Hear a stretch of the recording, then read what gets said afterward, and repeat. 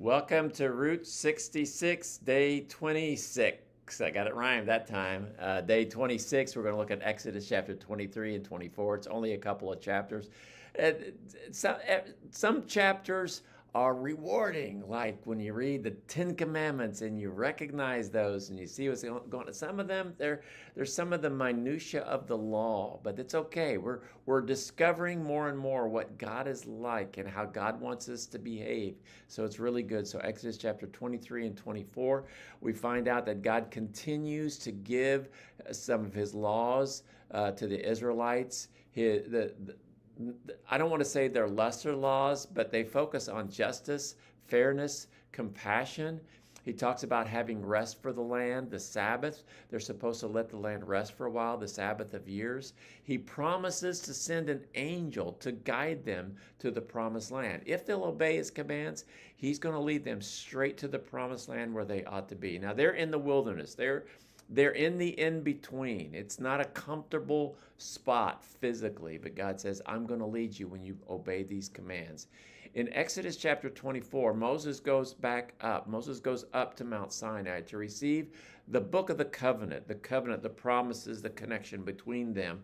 And the Israelites agree to follow God's laws. I think it's interesting as you read through this to see how many times Moses goes up the mountain, goes down the mountain, goes up the mountain, and goes down the mountain. Well, this time he goes up the mountain and he stays for 40 days to get further instruction. That's going to lead to some problems down with the nation of Israel. But they promised we're going to obey God's commands. And it looks good for now, but we'll see how it comes out. What are some lessons that we can learn? Well, first of all, God values justice and fairness.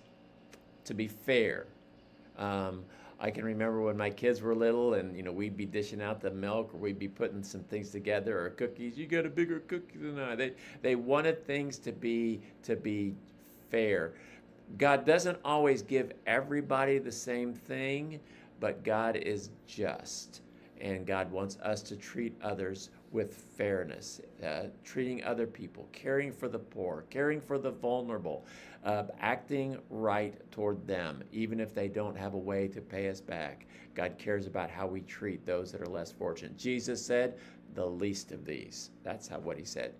Second lesson is obedience brings God's guidance. When we obey him, he's going to guide us. I think one of the reasons why people don't know what to do is because they're not trying to do what God says.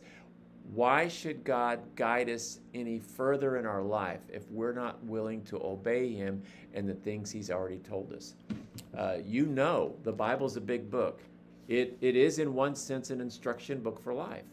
And if God has said in black and white how we should live, 10 Commandments, for breaking those, why should God guide us any further? So when we obey God, he brings guidance into our life. He opens up and helps us make those decisions.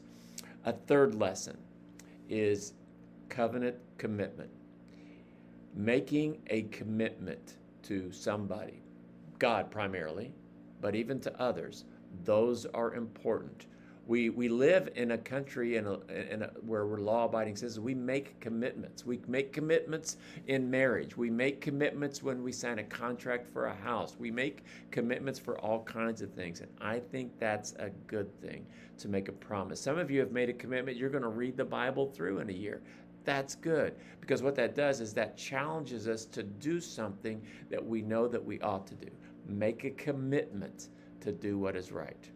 Some great lessons in here about